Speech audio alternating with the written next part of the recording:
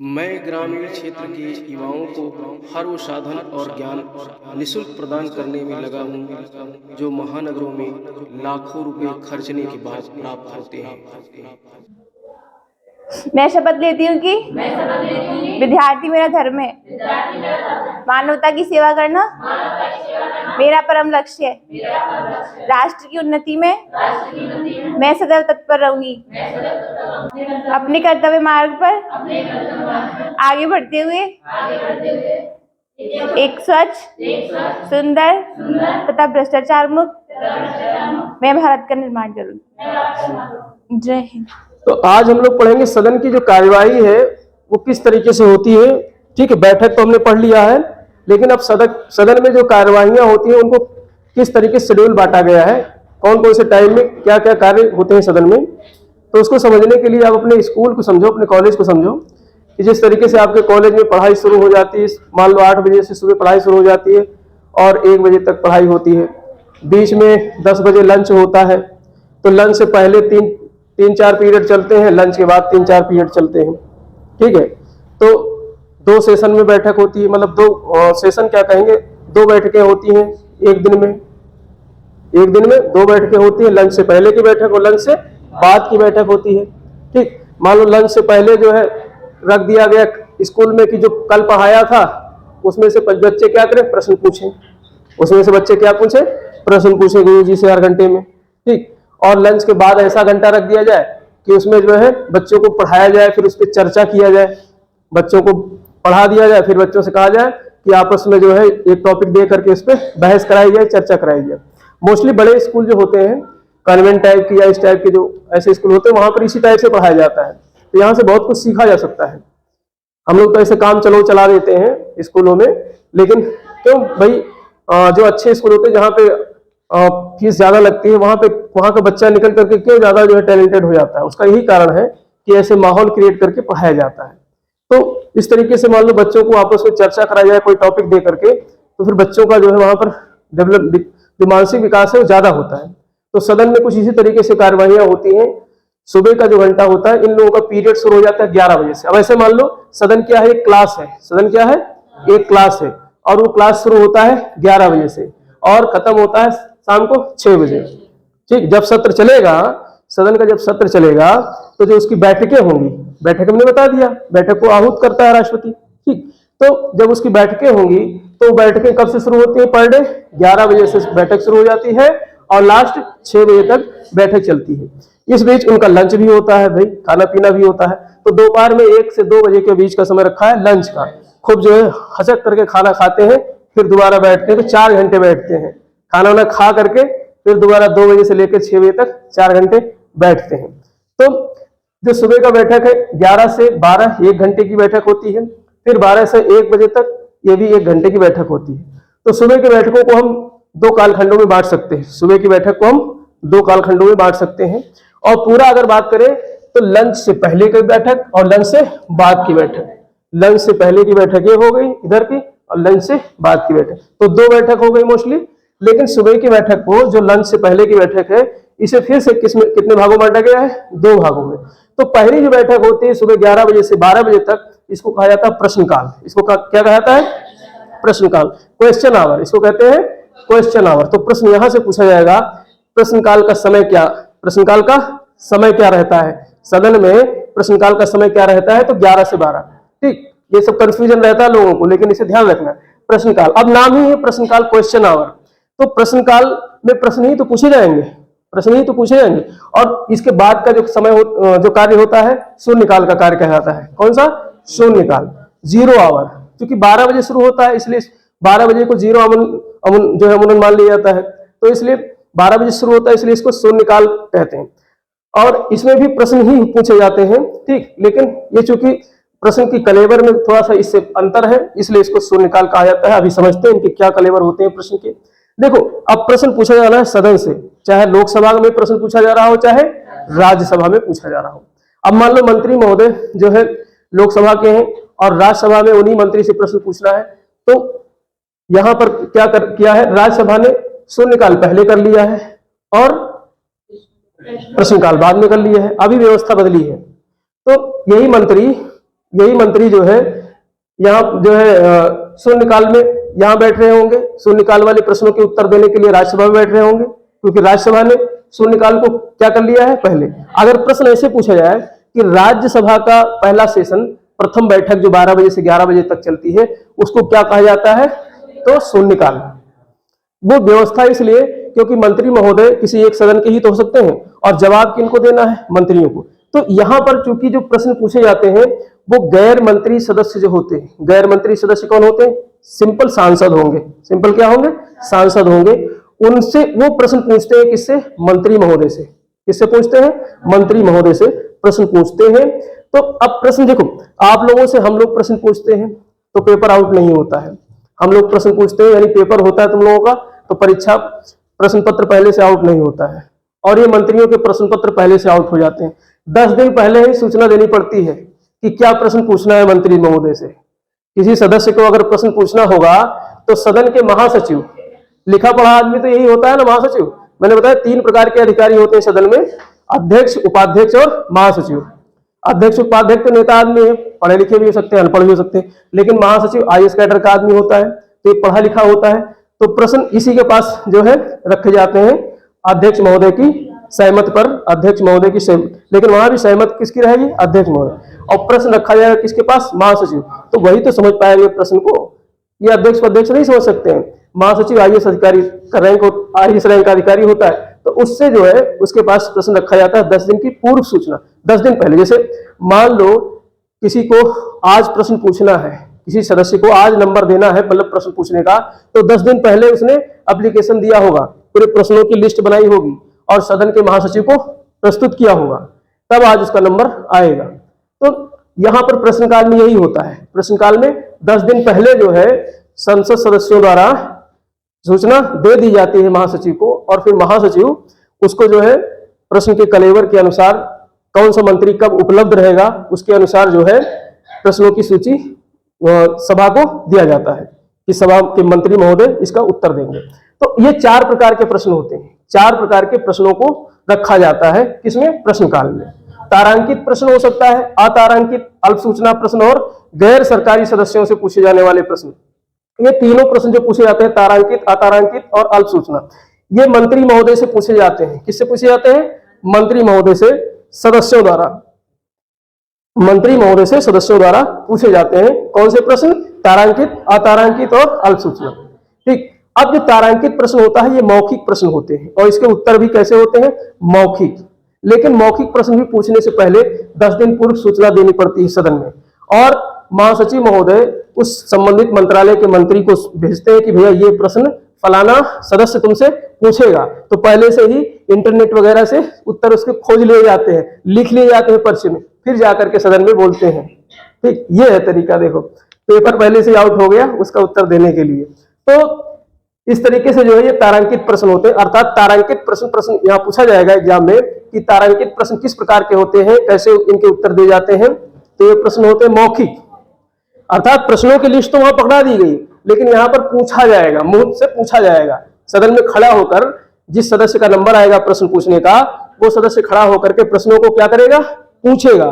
फिर जिस मंत्री को, मान लो जो है शिक्षा से संबंधित कोई प्रश्न पूछना है कि मंत्री महोदय ये बताइए, जो है शिक्षा की जो नई शिक्षा नीति लागू हुई है उसमें कितना बदलाव आने वाला है, मतलब क्या क्या परिवर्तन आप लेकर आ रहे हैं, तो शिक्षा मंत्री से ही तो पूछा जाएगा। तो शिक्षा मंत्री जो है 10 दिन पहले इसकी सूचना उनको मिल गई थी कि ये प्रश्न पूछा जाने वाला है। तो वहाँ IAS अधिकारी से बैठे ना, उनके सचिव वगैरह बैठे हैं, तो वो सब क्या करेंगे, इसके उत्तर तैयार करेंगे, इसके उत्तर तैयार करेंगे, लिख करके दे देंगे मंत्री जी को, कहेंगे भैया देखो ये तैयार है पॉइंट वाइज, इसको रट के जाओ। और तो वहाँ क्या करना है, वही पर्चा सामने रख लेंगे, देख देख के बोलेंगे। ठीक, इतना सब कुछ सहूलियत मिलता है। तो ऐसे प्रश्नों को मौखिक जवाब दिया जाता है। और क्योंकि देखो समय यहाँ पर निर्धारित किया गया 1 घंटा, समय यहाँ पर निर्धारित किया गया कितना, 1 घंटा। तो 11 बजे से 12 बजे तक समय कम है 1 घंटे में। तो 1 घंटे में, 1 दिन में 20 प्रश्न अधिकतम पूछ सकता है। मतलब एक दिन में एक आदमी नहीं, अधिकतम 20 प्रश्नों की श्रृंखला हो सकती है। मौखिक प्रश्न कितने हो सकते हैं, अधिकतम 20 प्रश्न हो सकते हैं। और एक सदस्य द्वारा अधिकतम 5 प्रश्न पूछे जा सकते हैं, इससे ज्यादा नहीं। अधिकतम 5 प्रश्न एक सदस्य द्वारा पूछे जा सकते हैं। अब जब प्रश्न पूछ रहे हैं, मान लो जैसे एक उदाहरण से ऐसे समझ लो, जैसे पूछा गया जो है शिक्षा मंत्री से या किसी मंत्री से जैसे पूछा गया कि, या ऐसे वहां मत जाओ, ऐसे उदाहरण समझो, जैसे पूछा गया कि जो है रेलई डॉक्टर कर्ण सिंह इंटर कॉलेज कहाँ है, किसी ने पूछा हमसे, मान लो हम जो है मंत्री हैं, ठीक, लेकिन अब हमसे कोई पूछ रहा है, कोई सदस्य पूछ रहा है कि भैया डॉक्टर कर्ण सिंह इंटर कॉलेज कहाँ है, तो हमने बताया रहलई में है। अब रहलई तो समझ नहीं पाएगा वो आदमी, फिर कहेगा रहलई में कहाँ, कौन से डिस्ट्रिक्ट में, तो दोबारा जब पूछेगा तो पूरा प्रश्न हो जाएगा, उसी प्रश्न में एक नया प्रश्न बनकर तैयार हो गया, उसी प्रश्न में एक नया प्रश्न बनकर के तैयार होगा, जिसको कहते हैं पूरक प्रश्न, जिसको क्या कहते हैं, पूरक प्रश्न। तो फिर हम बताएंगे रहलई में कहाँ, आगरा, मतलब रहलई कहाँ, आगरा डिस्ट्रिक्ट में, कौन से डिस्ट्रिक्ट में, आगरा डिस्ट्रिक्ट। और विदेश से कोई आया हुआ कहे आगरा कहाँ है भैया, तो फिर पूछेगा, कहेगा आगरा कौन से देश में है भाई, तो कहेंगे इंडिया में है। तो हाँ, इंडिया या यूपी जो भी पूछ रहा है, कौन सा प्रदेश पूछ रहा है, तो दूसरा पूरक प्रश्न हो गया। तो जब क्वेश्चन आंसर मौखिक होंगे तो उसमें एक संभावना बनती है क्या, पूरक, मतलब प्रश्नों के अंदर भी प्रश्न बना करके पूछना, प्रश्नों के अंदर भी प्रश्न बना करके पूछना, उसको क्या बोलते हैं, पूरक प्रश्न।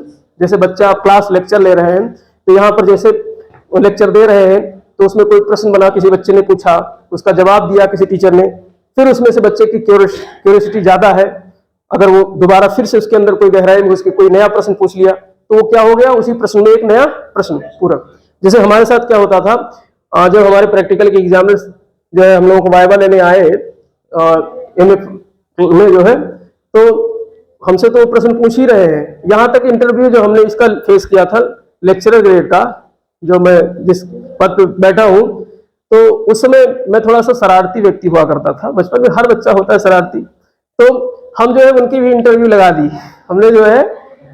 और एक प्रश्न ऐसा उन्होंने पूछा जो है कि जो मतलब एक भूगोल, जो मतलब अभी गहराई जो पढ़ेंगे वो जानते हैं कि एक चौरले नाम का एक जो है भूगोल में दार्शनिक है, दार्शनिक कहेंगे, विचारक है चौरले, ठीक। तो हिंदी की किताबों में शोरले लिखा मिलता है, अंग्रेजी किताबों में CHORLEY, चौरले पढ़ते हैं इसको। तो उन्होंने कहा शोरले पढ़ेंगे कि चोरले पढ़ेंगे, हमने कहा अंग्रेजी में चुरा करके लिख देते हैं हिंदुस्तान के राइटर, इसलिए चोरले पढ़ते हैं, चोरी से लिया गया। तो हंसने लगे सब। तो जो है ऐसे पूरा प्रश्न बन जाते हैं। ऐसे मौखिक प्रश्नों में क्या होते हैं भाई, जब प्रश्न के उत्तर आमने सामने दिए जा रहे होंगे तभी तो उसमें बहस होगी, दूसरा प्रश्न बनेगा। तो यहाँ पर पूरक प्रश्न भी पूछे जाते हैं। तो तारांकित प्रश्न में ये व्यवस्था होती है, अर्थात तारांकित प्रश्न जो होते हैं वो मौखिक प्रश्न होते हैं और उनके जवाब भी मंत्री क्या देते हैं, मौखिक देते हैं। लेकिन सभी प्रश्नों के लिए 10 दिन पहले ही सूचना दे दी जाती है तत्संबंधित सदन में मंत्री से। अगर लोकसभा का सदस्य है तो लोकसभा में ही प्रश्न पूछेगा, और राज्यसभा का सदस्य है और उसी मंत्री से पूछना है तो वो मंत्री फिर उस दिन वहां के जो महासचिव महोदय उस मंत्री को बुलाएंगे, कहेंगे आज आपको इन प्रश्नों के उत्तर देने हैं, तो राज्यसभा में जाकर बैठेगा वो मंत्री, ठीक है, राज्यसभा में बैठेगा, वहां पे प्रश्नों के उत्तर देगा। तो इस तरीके से तारांकित प्रश्न ऐसे होते हैं। और जो अतारांकित प्रश्न होते हैं, यहाँ पे तो और मजे की बात है, यहाँ पर मंत्री महोदय कुछ करना ही नहीं है, 10 दिन पहले ही प्रश्न पहुंच गए मंत्रालय के पास। जैसे शिक्षा मंत्रालय के पास पहुंचे तो वहां पर तमाम सचिव बैठे हुए हैं, सब उस प्रश्नों के उत्तर तैयार कर देंगे लिख करके और टाइप करा देंगे, फिर वही पर्चे बांट दिए जाएंगे कहाँ, सदन में। जो पूछेगा उसको पकड़ा दिया जाएगा, 20 पेज का खर्रा ले लो पढ़ो, ठीक। अब 20 पेज का खर्रा पकड़ा दिया, पढ़ते रहो। तो क्या जब वहां पर पढ़ेंगे तो पूरक प्रश्न पूछ सकते हैं क्या? नहीं। अगर पूछोगे पूरक प्रश्न तो पूछेगा तुमने पढ़ लिया है क्या, तो अभी पूछ रहे हो, पढ़ क्या हो तब देखा जाएगा। तो अतारांकित प्रश्न में पूरक प्रश्न पूछने की व्यवस्था नहीं होती है। पूरक प्रश्न तो तब पूछे जाएंगे जब प्रश्न के उत्तर आपको मिल गए हो तुरंत, तो उसमें एक नया प्रश्न बन सकता है, ठीक। और अतारांकित प्रश्न में लिखित में दिए उत्तर लिखित तैयार हो जाता है। उत्तर कैसे तैयार हो जाता है? लिखित। मंत्रालय जो है लिखित उत्तर तैयार करके और सदन में मंत्री महोदय लपेट के बंडल बनाकर ले जाते हैं, बंटवा देते हैं, कहते दो बांट दो इसको। और चूंकि पहले से प्रश्न के उत्तर तैयार हो गए हैं तो अधिकतम 230 प्रश्न के उत्तर दिए जा सकते हैं।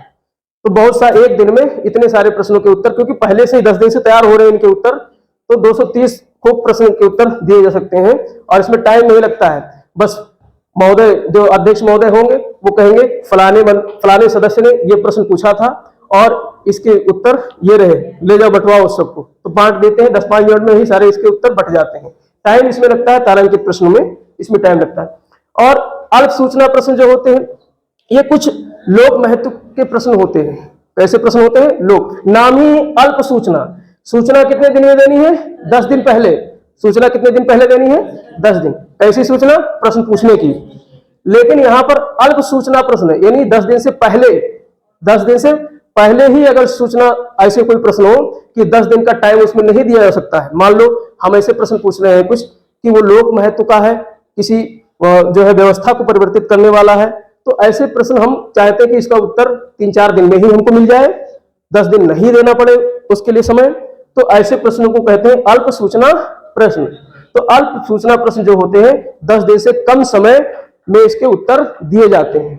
यानी हमको प्रश्नों उत्तर चाहिए, हम महासचिव को प्रश्न देंगे, फिर वो लोक महत्व का प्रश्न होगा तो महासचिव महोदय कहेंगे ठीक है 10 दिन तो नहीं, लेकिन तुमको 4-5 दिन में इसके उत्तर हम दिलवा देंगे मंत्री महोदय से। क्योंकि मंत्री महोदय, अब मान लो मैं कहता हूँ नहीं सर कल ही हमको इसके उत्तर चाहिए, तो कहेंगे मंत्री महोदय तो अभी राज्यसभा में कल बैठेंगे, कल नहीं है परसों, तो परसों का हमको समय मिल जाएगा। तो ऐसे होते हैं 10 दिन से कम समय की सूचना पर प्रश्नों के उत्तर जो दिए जाते हैं। और ये कैसे होंगे? लोक महत्व के प्रश्न होंगे, थोड़ा महत्वपूर्ण प्रश्न होंगे, ऐसे समझो थोड़ा महत्वपूर्ण प्रश्न होंगे, तो ये अल्प सूचना प्रश्न कहलाते हैं। तो ये तीनों प्रश्न, तारांकित, अतारांकित, अल्प सूचना प्रश्न, ये तीनों प्रकार के प्रश्न सदस्यों द्वारा, जो गैर मंत्री होते हैं वो मंत्री से पूछते हैं, यानी सरकार से पूछते हैं, किसी मंत्रालय के मंत्री से, चाहे शिक्षा मंत्रालय का मंत्री हो, चाहे जो है रोड सड़क मंत्रालय का। भाई सड़क मंत्रालय के मंत्री से पूछा सकता है कि भाई जो सड़कें बनी थी, मान लो जो है हम कोई सदस्य, जैसे मतलब आपके फतेहपुर सीकरी के सांसद राजकुमार चाहर महोदय हैं, मान लो यही कोई एंटी पार्टी का होता, दूसरे किसी पार्टी का, तो सरकार के मंत्री से पूछता कि भैया वो जो हाईवे बननी थी उसमें इतना पैसा आया था, कितना समय जो था, अब कितना समय बचा है उसके पूरा होने में, हमको बताएंगे मंत्री महोदय। तो इस टाइप के प्रश्न पूछे जाते हैं। ठीक, तो इस टाइप के प्रश्नों को अगर मान लो वहां पे तारांकित करके पूछा गया है तो मौखिक होंगे, अतारांकित करके प्रश्न पूछा गया है तो लिखित होंगे, और कोई लोक महत्व के जरूरी प्रश्न होंगे तो 10 दिन के पहले से ही उसको 10 दिन नहीं टाइम देना पड़ेगा, 10 दिन से पहले ही उसकी अनुमति मिल जाएगी, तो उसको अल्प सूचना प्रश्न कहते हैं। लेकिन कोई जरूरी थोड़ी नहीं कि मंत्री से ही प्रश्न पूछा जाए। जैसे मान लो राजकुमार चाहर तुम्हारे फतेहपुर सीकरी से भाजपा के क्या है, सांसद है। अब राजकुमार चाहर मंत्री तो है नहीं, और राजकुमार चाहर से पूछना है भैया जो गोद लिए थे गांवों को, एक व्यवस्था चलाई थी ना सरकार ने कि सांसदों को गांव को गोद में दे दिया जाए, 70 गांव, जाने कौन कौन से गांव लिए होंगे गोद। तो अब ये मंत्री है नहीं, लेकिन अब इनसे पूछना है भैया तुमने जो गांव गोद लिए थे उन गांवों में कितना काम किया है। ठीक, तो कोई सदस्य पूछ सकता है कि नहीं पूछ सकता है। तो इस तरीके के प्रश्न जो होते हैं गैर मंत्री से कोई सदस्य अगर पूछता है प्रश्न, तो ऐसे हो जाएंगे गैर सरकारी सदस्य से पूछे जाने वाले प्रश्न। तो चौथे प्रकार का प्रश्न ऐसा हो जाएगा जो कोई मंत्री ना रहते हुए उससे भी प्रश्न पूछा जा सकता है। ठीक, तो जैसे उदाहरण दिया हमने राजकुमार चाहर, फतेहपुर सीकरी के सांसद राजकुमार चाहर जी, तो वो मंत्री नहीं है, उनसे अगर कोई प्रश्न पूछा जाता है, उनके क्षेत्र में विकास से संबंधित कोई प्रश्न कोई सदस्य पूछ रहा है, ठीक है, तो फिर जो है वो कैसा प्रश्न हो जाएगा, गैर मंत्री से पूछा जाने वाला प्रश्न। तो इस तरीके से 4 प्रकार के प्रश्न होते हैं जो प्रश्नकाल में पूछे जाते हैं 11 बजे से 12 बजे के समय के बीच। दूसरा कार्यकाल है 12 से 1। अब जैसे ही 12 बजेगा इसके बाद ही दूसरा घंटा शुरू हो जाएगा। पहले घंटे में प्रश्नकाल चल रहा था, अब दूसरा बेल बज गया, अब क्या होगा, 12 से 1 बजे का समय होगा जो शून्यकाल के नाम से जाना जाता है। लोकसभा में ये शून्यकाल के नाम से जाना जाएगा, और राज्यसभा में चूंकि अब नई व्यवस्था के तहत प्रश्नकाल को इसमें रख दिया गया और शून्यकाल को पहले रख दिया गया, वो इसीलिए कि मंत्रियों को प्रश्नों के उत्तर देने में सहूलियत रहे। ठीक, तो अब यहाँ पर मैं लोकसभा की बात करूं तो शून्यकाल 12 बजे से 1 बजे तक चलेगा। इसमें जो है 10 दिन पहले सूचना नहीं देनी है, इसमें प्रश्नों के उत्तर लेने के लिए 10 दिन पहले सूचना नहीं लेनी है, और इसमें जो है हालांकि सूचना तो देनी है लेकिन सेम डे, उसी दिन, जैसे आज हमको प्रश्न पूछना है तो 10 बजे तक हम जो है अपने प्रश्न को महासचिव महोदय के पास जमा करा देंगे। ठीक है, लोकसभा के महासचिव महोदय के पास अपने प्रश्नों को जमा करा देंगे, और वो जो है क्योंकि अभी यहाँ पर मंत्री महोदय तो व्यस्त होंगे तो मंत्री महोदय की पेपर आउट नहीं हो पाता है, लेकिन महासचिव महोदय के पास में प्रश्न पहुंच जाता है तो वहां पर महासचिव महोदय जो वहां के अध्यक्ष होते हैं, सदन के जो पीठासीन अधिकारी होते हैं, उन तक के प्रश्नों की लिस्ट पहुंचाई जाती है। ठीक, जिससे कि प्रश्न मतलब उनको खड़ा करने में, या जैसे मान लो हम सदस्य हैं, हमने जो है प्रश्न पूछना है शून्यकाल में, तो अध्यक्ष महोदय के पास लिस्ट है कि फलाने राजेंद्र जी आज प्रश्न पूछेंगे शून्यकाल के तहत, तो अध्यक्ष महोदय क्या कहेंगे कि राजेंद्र जी आप अपना प्रश्न पूछिए, तो आज आपने ये प्रश्न रखा था, तो हम प्रश्न पूछेंगे और खड़े होकर के कहेंगे फलाने मंत्री से प्रश्न है हमारा, और वो मंत्री खड़े होकर इसका क्या दे, जवाब दे। तो पेपर आउट नहीं हुआ। अब मंत्री महोदय खड़े होकर के बोलेंगे, मान लो तैयारी नहीं करके आए हैं, अनाप शनाप उत्तर देने लगे और हम सेटिस्फाइड नहीं हुए, तो हम वहां पर जो है विशेषाधिकार प्रस्ताव लेकर आ सकते हैं। ये आगे पढ़ाएंगे विशेषाधिकार प्रस्ताव क्या होता है, ठीक। तो इस तरीके से जो है वहां पर जो है बिना तैयारी के मंत्री महोदय को बोलना पड़ सकता है। और जब बिना तैयारी के बोलेंगे तो देखा होगा तुमने, घमासान खूब बजाते हैं, जो है मतलब टेबल वोबल बजाते हैं कि जो है आवाज दब जाए मंत्री महोदय की, अगर मान लो नहीं जानता है, गलत बता रहा है, तो पीटने लगेंगे खूब करके कि मंत्री महोदय की आवाज दब जाए। फिर उसी में दूसरी पार्टी क्या करे, उठा के जूता चप्पल मारने लगती। इसे शून्यकाल में जूता चप्पल और माइक सारे चलते हैं, इसी में तोड़ा फोड़ी होती है, पीटापाटी होती है। तो यहाँ पर जो है शून्यकाल में ज्यादा माहौल खराब होता है, ठीक। तो इसमें जो है अब, लेकिन ये किसी हमारे संविधान में इसकी व्यवस्था नहीं है, शून्यकाल की व्यवस्था हमारे संविधान में नहीं रखी गई है, बल्कि ये भारतीय मीडिया ने 1962 में ये मतलब शब्द को रखा था। तो प्रश्न यहां से आएगा कि शून्यकाल जो है इसको किसने मतलब दिया, तो भारतीय मीडिया ने दिया। भारतीय मीडिया अर्थात टेलीविजन वगैरह, न्यूज़पेपर, तो इसमें ये जो है पहले निकल करके सामने आया, शून्यकाल की बात निकल करके आई। तो शून्यकाल जो है किसी प्रकार से हमारे संविधान में इसका उल्लेख नहीं है, बल्कि ये भारतीय मीडिया की देन है। किसकी देन है? भारतीय मीडिया की देन है। तो शून्यकाल भारतीय मीडिया की देन है, और इसमें मोस्टली प्रश्नों के उत्तर मौखिक दिए जाते हैं। प्रश्न कैसे होते हैं? मौखिक टाइप के होते हैं, और प्रश्नों के उत्तर इसमें जो है मौखिक दिए जाते हैं, ठीक। तो ये शून्यकाल हो गया। और यहाँ पर जो ये भी था गैर सरकारी सदस्य से, ये वाला अल्प सूचना प्रश्न, ये भी मौखिक होता है। ये भी प्रश्न कैसा होता है? मौखिक होता है। अल्प सूचना प्रश्न भी मौखिक होता है, ठीक। पहले से क्यों नहीं आके बैठ गए थे? 12 बजे से बताया था, 12 बजे से। तो ये तो हो गया तुम्हारा जो है कौन सा प्रश्नकाल। प्रश्नकाल में इस 4 प्रकार के प्रश्नों को पूछा जाता है, और ये शून्यकाल। अब इसके बाद में जब मारपीट हो गई, मतलब तो खूब उसमें हल्ला हो हल्ला कर ले, हाथ पैर सब दर्द करने लगा, खुद चिल्लाते चिल्लाते थक गए, तो भूख लग जाएगी ना, तो जा करके वहां पर लंच करेंगे। उनके लिए कैंटीन की व्यवस्था होती है। सदन में ही एक कैंटीन की व्यवस्था होती है, बहुत सस्ते खाने मिलते हैं वहां पर। 1 रुपए बढ़िया चपाती मिलेगी, और 4 रुपए बढ़िया दाल मखनी मिलेगी, चिकन खाने वाले को चिकन मिलेगा, मटन खाने वाले को मटन मिलेगा, सब सस्ता मिलता है। पूरा 10 रुपए पेट भर के खाना बढ़िया खा लेते हैं, शुद्ध देसी घी में बना हुआ, ठीक। तो बहुत सबसे गरीब आदमी यहीं तो बैठते हैं तो सबसे गरीब आदमी इसी यही बैठते हैं, इनको सब सस्ता मिल जाता है। तो अब हचक कर खाएंगे। फिर उसके बाद में अब यहाँ 4 घंटे बैठना होगा, तो 2 बजे से 6 बजे तक फिर क्या करते हैं? संकल्प, प्रस्ताव, विधेयक, चर्चा, इन सब पर क्या करते हैं? बहस करते हैं। जो कानून बनते हैं, उस पर विधेयक जो रखे जाते हैं, वो सब 2 बजे से 4 के बीच समय है, ठीक। ये तो प्रश्न आवर हो गया, ये प्रश्न आवर हो गया, ये 0 आवर हो गया। और दूसरी बैठक जो होती है, इसमें चर्चा बहस होती है, वोटिंग कराई जाती है किसी मुद्दे पर, किसी किसी टॉपिक पे जो है वोटिंग कराई जाती है, या फिर प्रस्ताव रखे जाते हैं सरकार से पूछने के लिए। जो है बहुत सारी बातें प्रस्ताव रख करके सरकार से पूछी जाती हैं, ठीक। विधेयक रखा जाता है, सब पे चर्चा कराई जाती है। तो प्रस्ताव हम लोग जो है विधेयक पढ़ ही चुके हैं, प्रस्ताव हम लोग पढ़ेंगे। जैसे स्थगन प्रस्ताव क्या है, ध्यान आकर्षण प्रस्ताव क्या है, विशेषाधिकार प्रस्ताव क्या है, अविश्वास प्रस्ताव, विश्वास प्रस्ताव, निंदा प्रस्ताव, धन्यवाद प्रस्ताव, कटौती प्रस्ताव। तो इस तरीके 7-8 प्रकार की प्रस्ताव है, प्रपोजल्स है, जो सरकार के समक्ष जो है रखी जाती है। इसमें विश्वास प्रस्ताव सरकार रखती है, और बाकी सारे प्रस्ताव सरकार के समक्ष जो है अन्य सदस्य रखते हैं। तो ये सारे प्रस्तावों के माध्यम से जो है ये चर्चा पर चर्चा होती है 2 बजे से लेकर के शाम को 6 बजे तक, और इसे विधेयक प्रस्तुत किए जाते हैं, विधेयक पारित होते हैं। तो इसके लिए पूरा एक जो है अलग से हम लोग लेक्चर लेंगे, ठीक। अब हम लोग फिजिक्स पढ़ेंगे। तो ये समझ गए ना, इसको एक बार रिवाइज कर लो फटफट।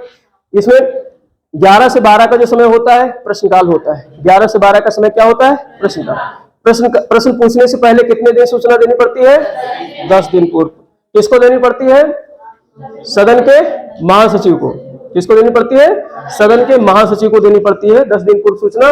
और कितने प्रकार के प्रश्न होते हैं? 4 प्रकार के। कौन कौन से? तारांकित। तारांकित कैसे प्रश्न होते हैं? मौखिक होते हैं। तारांकित प्रश्न कैसे होते हैं? मौखिक। और एक दिन में कितने प्रश्न अधिकतम पूछे जा सकते हैं? 20। एक सदस्य अधिकतम कितने प्रश्न पूछ सकता है? 5। ठीक। और पूरक प्रश्न इसमें पूछे जा सकते हैं क्या? तारांकित में पूरक प्रश्न पूछे जा सकते हैं। पूरक मतलब उस प्रश्न में से एक नया प्रश्न पूछा। और अधिकतम कितने प्रश्न पूछे जा सकते हैं? 2। पूरक प्रश्न अधिकतम 2 पूछे जा सकते हैं, 2 से अधिक नहीं पूछे जा सकते हैं। और अतारांकित प्रश्न के उत्तर कैसे दिए जाते हैं? लिखित। पहले से ही छपा करके मंत्रालय लेकर आता है लिखित। और अधिकतम कितने प्रश्न पूछे जा सकते हैं? 230। ठीक। अल्प सूचना प्रश्न जो होते हैं ये 10 दिन से पहले की सूचना पर ये प्रश्न पूछे जाते हैं, इसलिए इसको अल्प सूचना प्रश्न कहा जाता है। ये तीनों प्रश्न, ये तारांकित, अतारांकित, अल्प सूचना, ये तीनों जो है सदस्यों द्वारा मंत्रियों से पूछे जाते हैं। और एक है गैर सरकारी सदस्य से पूछे जाने वाले प्रश्न, अर्थात जो मंत्री ना हो और उससे प्रश्न पूछा जाए तो फिर कहलाता है गैर सरकारी। सरकारी व्यक्ति, मंत्री ही तो सरकारी व्यक्ति होगा, मंत्री नहीं है तो गैर सरकारी होगा। तो गैर सरकारी सदस्य, कोई सदस्य अगर प्रश्न पूछता है तो वो गैर सरकारी सदस्य पूछा जाने वाला प्रश्न हो जाएगा। और अल्प सूचना प्रश्न भी मौखिक होता है। अल्प सूचना प्रश्न भी कैसा होता है? मौखिक होता है। अतारांकित लिखित होता है, इसके उत्तर लिखित, और तारांकित के उत्तर मौखिक दिए जाते हैं। ठीक। इसके बाद में 12 से 1 का टाइम क्या होता है? शून्यकाल। और अगर राज्यसभा की बात करें तो राज्यसभा में शून्यकाल पहले होता है 11 से 12 और प्रश्नकाल 12 से 1। इसके बाद में लंच हो जाता है। अब तुम लोगों का भी क्या होगा? लंच 2 मिनट के लिए। फिर मिलेंगे फिजिक्स के एक नई क्लास के साथ।